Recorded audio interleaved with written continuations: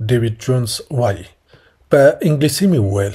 په ماشومتوب کې د کومه لوبه خوښېدل سړي راته وکتل ویې خندل د آس سورلي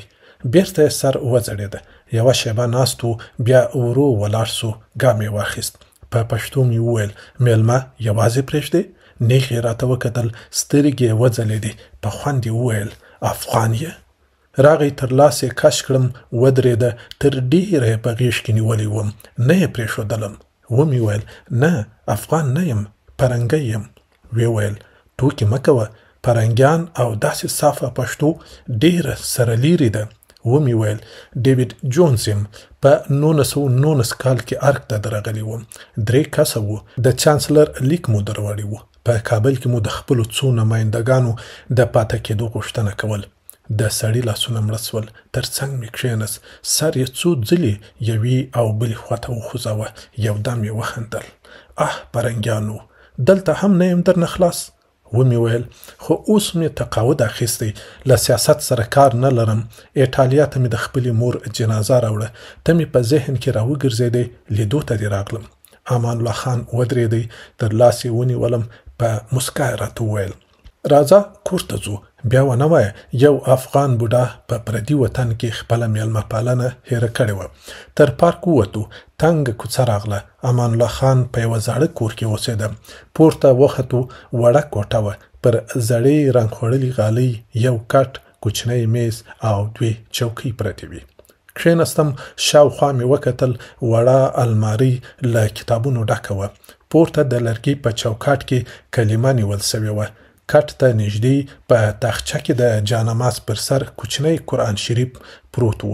امان الله خان د باندې ووتی زاړه وره چولې درلودلې غږ یې راتلی یو چاته یې وویل څه مو پاخه کړي دي ښځینه غږ راغی لوبیا امان الله خان وویل میلمه لرم قابلي پلو پوخ کړئ ښځې وویل غوښه نسته امان الله خان ورته وویل یو څوک پسې ولېږئ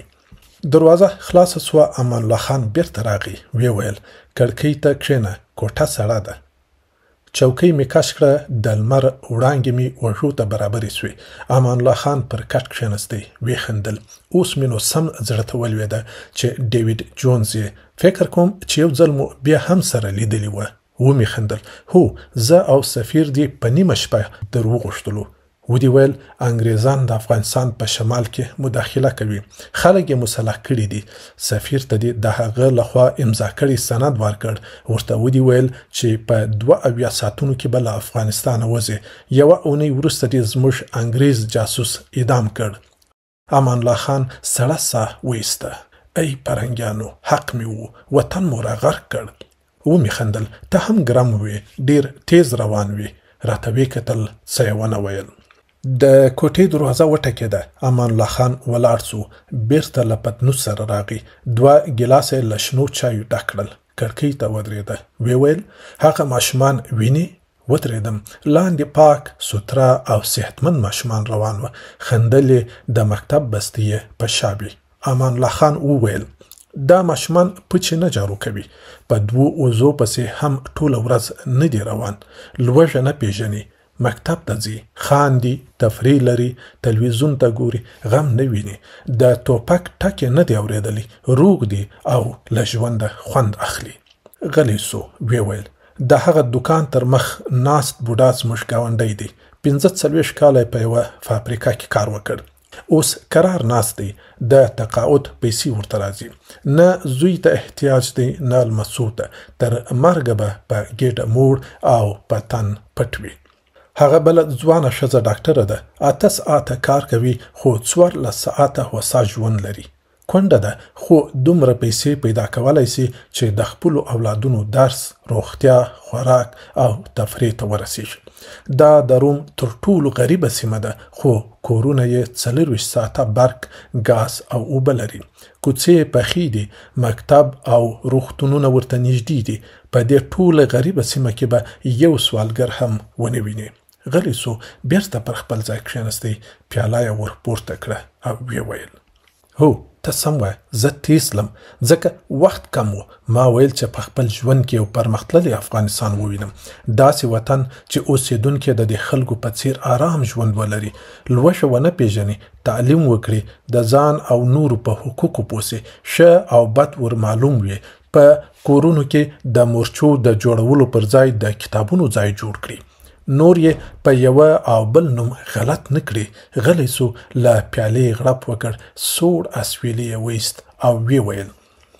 ایټالویان له دوهمې نړیوالې جګړې راووتل ټوله ایټالیا خاورې سوه خو خلک یې پوه او تعلیم یافته وه په لسو کلونو کې بیرته ایټالیا کړه اوس موټر او تایرې جوړوي او زما خلک بې سواده وه مغزه به مې ورسره وخوړل په عادي خبرو باید قناعت نه کوه غلی سو یو دم ترخه خندا وکړه یو وخت یو څو سپین ږیري راغلل دوی په کابل کې روان اورګاډي لیدلی وو غوسه نه کنټرولېده ویلې چې ښار ته د اوسپنې شامار راویستی خوراک یې اور دی او شیطان یې چلوي ورسره ووتم په اورګاډي کې مې کښېنول دوره مې ورکړه پوه مې کړل چې اورګاډي د مسافرو او تجارتي اجناسو د انتقال لپاره تر ټولو ارزانه او ګټوره لار ده ورته ومې ویل چې دا اورګاډي له اوسپنې او لرګو جوړ دی د ډبرو په سکرو کار کوي انسان یې چلوي هر څه یې په خپلو سترګو ولیدل خو کله چې اورګاډي ودرېده بیرته یې همهغه پخوانۍ خبره راواخیسته تور شیطان او د اوسپنې شامار یې نه غوښت راډیو یې نه منل ویلې چې په منځ کې واړه واړه شیطانان ناست دي خلک له دینه باسي ټلیفون کوپر ورته ښکارېده ویلې چې له دینه اوښته یې له شیطان سره خبرې کوي دې خلکو آن په پخه خښته او پوخ دیوال کې هم شیطان لیدی پوهېږه چې ولې علت یې څه و علت یې بېسوادي وه هو بېسوادي وه ما باید دا ستونزه حل کړې وای مکتبونه مې جوړ کړل غوښتل مې چې دا خلک له تیارې راوباسم په هر څه یې پوه کړم خو دوی مکتبونه هم نه غوښتل د کوپر ځالې یې بللې ومې ویل نو فکر نه کوي چې په داسې یوه ساده او بېسواده ټولنه کې ترکیې ته د انجونو لیږل ښه نه و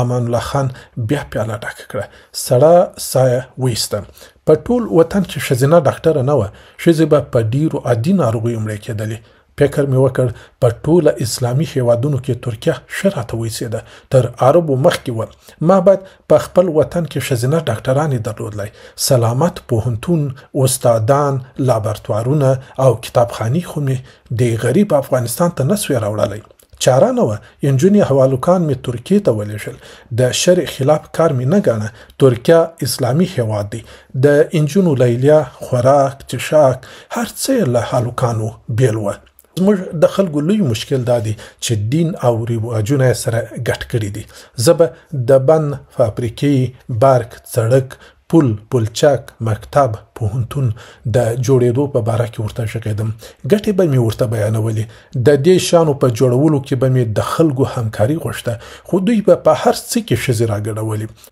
پوخ سړک او په موټر کې هوسا تګ ته پام نه و ویل به چې نه بیا به له روان موټره زموږ کورونه او د کورونو په منځ کې زموږ ښځې ښکاري د مکتب او پوهنتون په ګټو مې خوله ستړې سوه خو په اخر کې به یې راته وویل چې انجونې مو کوپر او فحشا ته مه باسه